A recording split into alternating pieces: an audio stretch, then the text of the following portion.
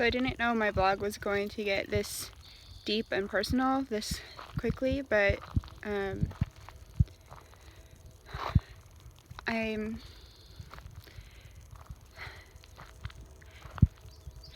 it's hard because I really want to be genuine for this channel, and this is just like the most vulnerable and scary topic I think anyone can really talk about, and I'm doing it without any mask. It's just the overall topic, I guess you'd call it sexual assault. Something major happened to me yesterday. There was somebody in my in-laws' family who did something inappropriate to me, and I was actually pregnant at the time, and it was Christmas at my own house, and I was just really shocked at the time. I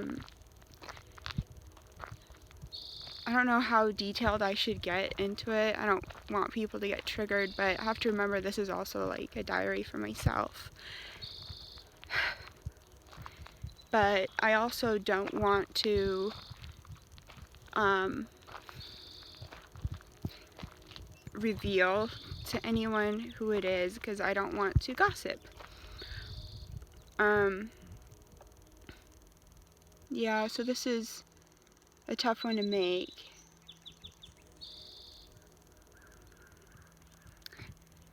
But I'm just,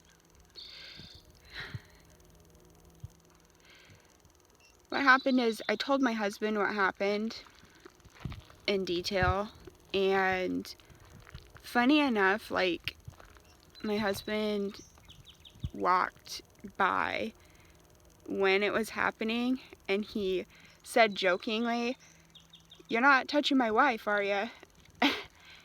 And he didn't like look over, he just said it as he was walking by as a joke, but that actually is what was happening.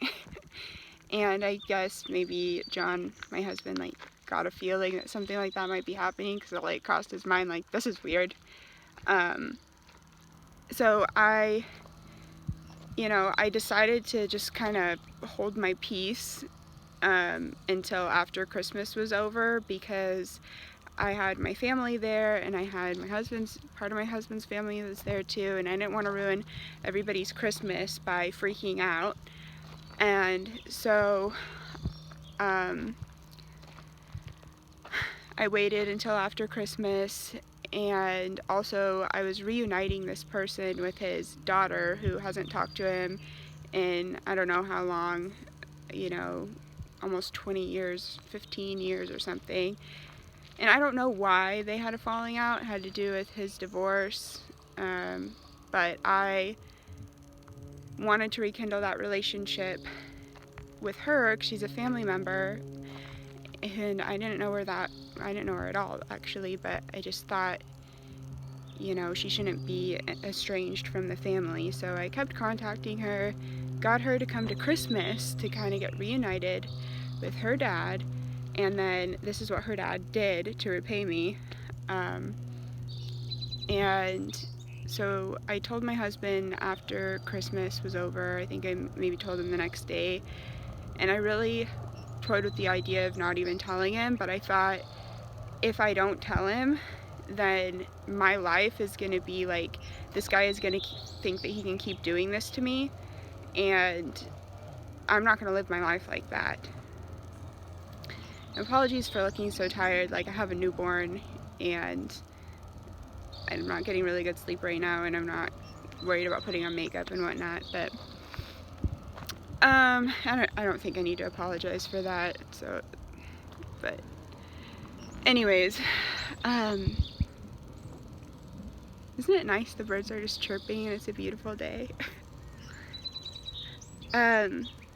So I told my husband confronted this person, and then I had no intention of telling anybody else about it, because like I said, I don't want to gossip. I really prayed hard about it and decided, how should I handle this? And I said, you know, people can make crazy mistakes. People can go through rough patches in their life and make devastating mistakes that have, you know, it might seem like something small, but it has enormous consequences. And it's also something where if my family ever found out about it, it would not be forgiven. And so I didn't want my family to know about it, because I didn't want my husband's family and my family to be have a wedge. I want us, like, we have a son together. I want everybody to be able to come to his birthdays without things being awkward, and have holidays together and things. So I talked to my husband about it. My husband confronted the guy, and he strategized it. He said, rather than just going up and accusing him or whatever, he just said, he wanted to get the truth out of him. So he said, so why do you think Jamie might not want to come over to your house anymore? And he just kept asking him, and funny enough, the guy was rattling off a list of other inappropriate things that he had done that to me and to women in my family, because I have a lot of attractive women in my family, and he was rattling off all these things that we kind of, you know, the girls in my family and I, we kind of giggled about and wrote off. We were like, well, whatever, he's weird, but he didn't do anything that really crossed the line. This thing that he did really, really crossed the line. And so we listed off all those things, and then finally he admitted what he actually did. And I'm just so embarrassed to say what it was. It's so funny when something like this happens to you, you're the one who's embarrassed. I shouldn't be the one who's embarrassed, but I am, because it's like, somebody did this to me. Like, it's embarrassing to be a victim of something, and I don't want to be a victim, you know? It's just so embarrassing. So vulnerable, like, and I think it's because the wound is so deep when somebody does something like that to you. You know, the sexual aspect of it, there's just something about that that really cuts to the core. And in the Bible it says that, you know, I'm not saying that I was raped, but in the Bible it says that rape is equivalent to murder, and the punishment for that is the same. If you look back in the Old Testament, I think it's in Deuteronomy.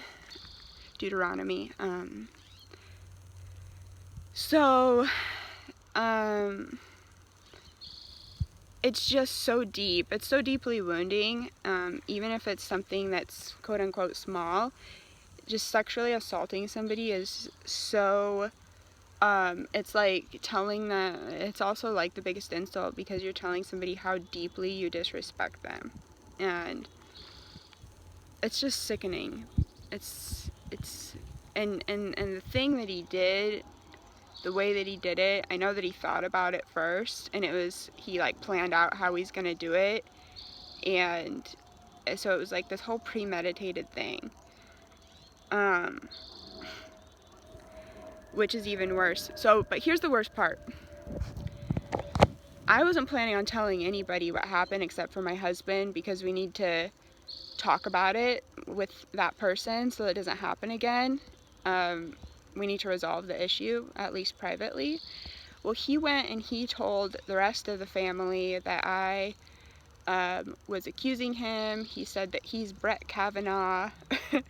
He said that he's being wrongly accused, and like, I was never even going to tell anybody about it. But then he, you know, did that, and their side of the family has like people who are pretty emotional and reactive, and so I wasn't there, and I don't know their reaction for sure, but one of his family members texted him and texted my husband and said, oh, I'm gonna have to side with the other guy on this one. It's like, you haven't even talked to me about it. And so my husband was really angry about that. That guy's wife obviously was on the same page with him too, otherwise he wouldn't have texted that. And so we had family gatherings since then, because this happened in Christmas, and it's now 4th of July was yesterday. So this happened, I guess, 7 months ago. And it was like, we've had a few family gatherings, and it's been like, I had to have the courage to like show up and like see the guy after I know that he did what he did. And then he said that he didn't do it to a bunch of people. Like, he's saying that I'm a liar and defaming my character, and that also shows, the biggest thing is that it shows that he has no remorse. It's not like he was drunk and he had an accident. It's like he was premeditated, and then he further harmed me because he had no remorse to go and tell people that it wasn't true. So anyway, I've just kind of been patiently showing up, trying to forgive as much as I can, and including forgiving people who don't believe me, which is sick. Like, why would I make that up? Why would anybody even want to talk about that? It's humiliating, okay? And like I said, I shouldn't be the one who's embarrassed, but that's how it is. That's how it feels. It's so personal. And so, and that's how it's described in the Bible too. It's described as humiliation. And because it is. I don't know why it is that way, but that's, I don't know, I'll have to delve into that psychology deeper at some other time. But I've been facing these family members, seeing them at get-togethers and things, and I even thought to myself, you know, I thought, well, I shouldn't have to forgive, I shouldn't have to be around these people, but it's like, for the sake of my husband and the sake of my son, I don't want our family to be over, because we would never see them again, any of them, and that's his family. So, and it's half of my son's family, and I just thought that there was a chance that we could forgive, mend, and forget. You know, maybe we would come to a conclusion like, okay, well, next time that we see each other at further family gatherings, you know, there's no alcohol involved. Like, I don't drink ever, like, not ever, and I have drank like a handful of times in my entire life, like maybe at a bachelorette weekend getaway or something like that, but like, I don't drink, even when I go to parties or whatever, I don't drink. And it's always been that way in college, high school, my adult life. But this guy, you know, he drinks here, and he also like takes other pills. I don't know what they are, but, you know, sleeping pills or painkillers or whatever. So anyways, he gets intoxicated, and I just thought, well, I want to, you know, give this person another chance. Maybe it will catalyze them to give up their bad habits, their addictions, and it'll all be for the better. I can forgive, I can practice my forgiveness skills, and, you know, it says in the Bible, you will be judged by the same measure that you judge other people, and I want to be forgiven for, you know, if I ever become extremely lost to the point where I would make a huge mistake like that, I would definitely want to be forgiven. So, wanted to give this guy another chance. And the thing is like, he didn't even ask for another chance because he never apologized, and on top of that, he wasn't remorseful. So I've just kind of, I figured maybe he's just really embarrassed. It would be hard to face me and apologize, and it would also be hard to face his entire family who he lied to and admit that he lied, and that, because I mean, that's really evil.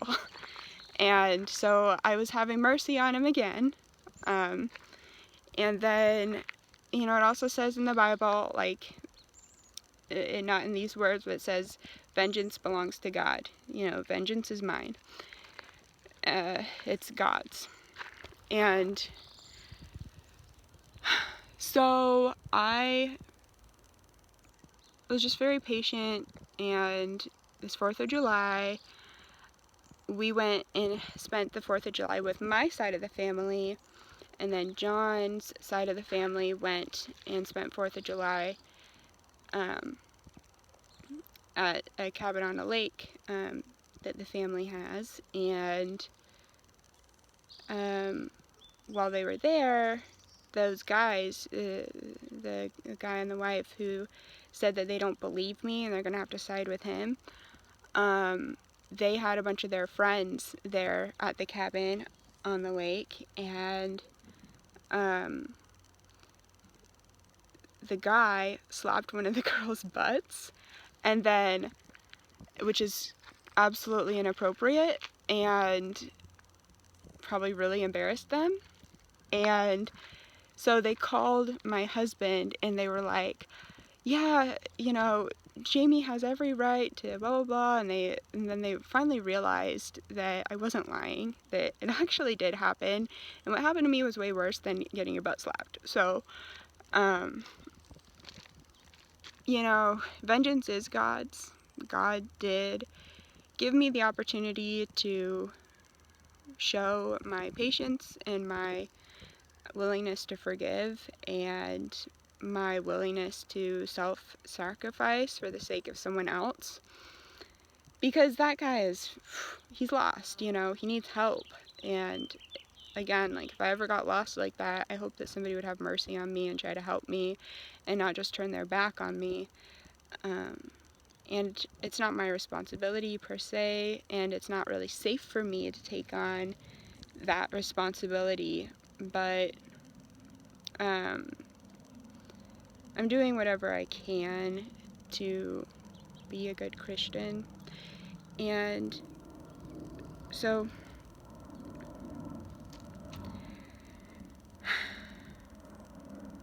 yeah, I would like to say what happened, but it's just so embarrassing. It's just so hard. Like,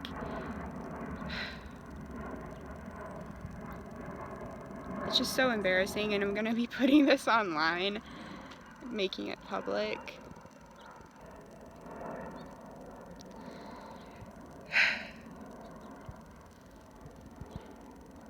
Anyway, I was hosting Christmas, and we have this half wall in our dining room, and I guess I kind of felt threatened, and I was pregnant at this time, like very pregnant at this time, and I kind of felt threatened, and I was kind of like backing like up into this like corner behind the half wall, and his family member like came around the corner, and he was just acting all weird.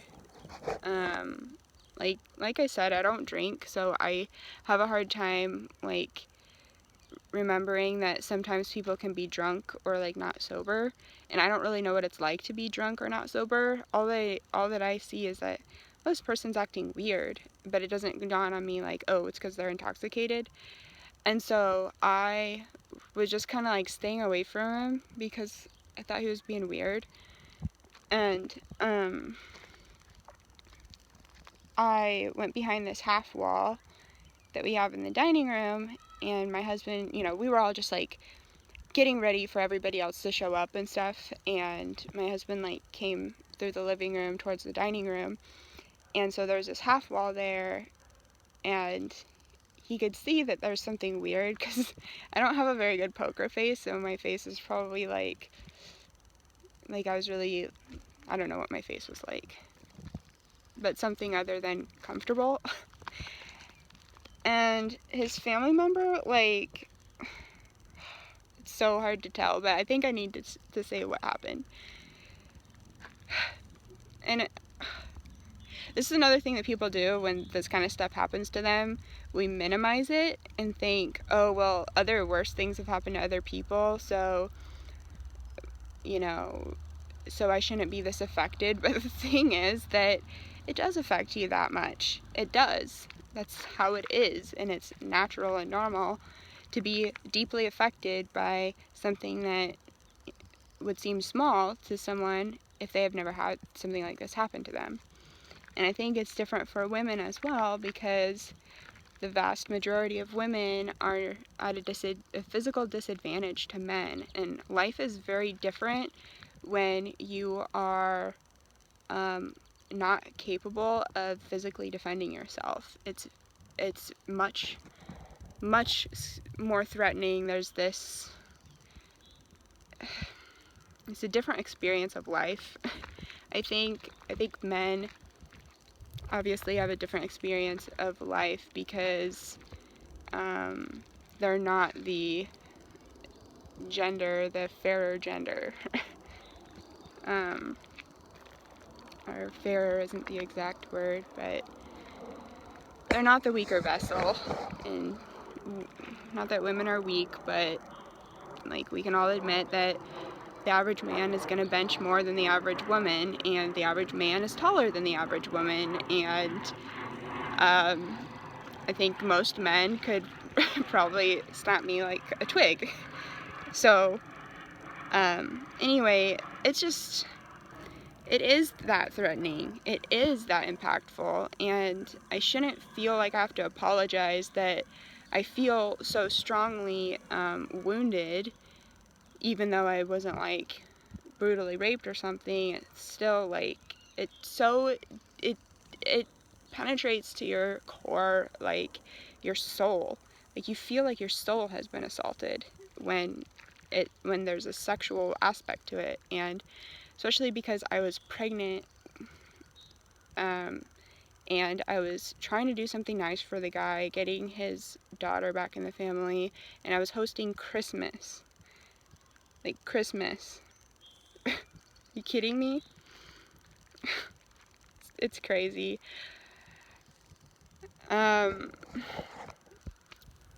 So I was like backed up behind this half wall, and like, he was like, "Can I feel the baby?" Ugh. And I was like actually not comfortable with it, but I was like, oh well, I'm gonna, you know, let him feel the baby, because I don't know.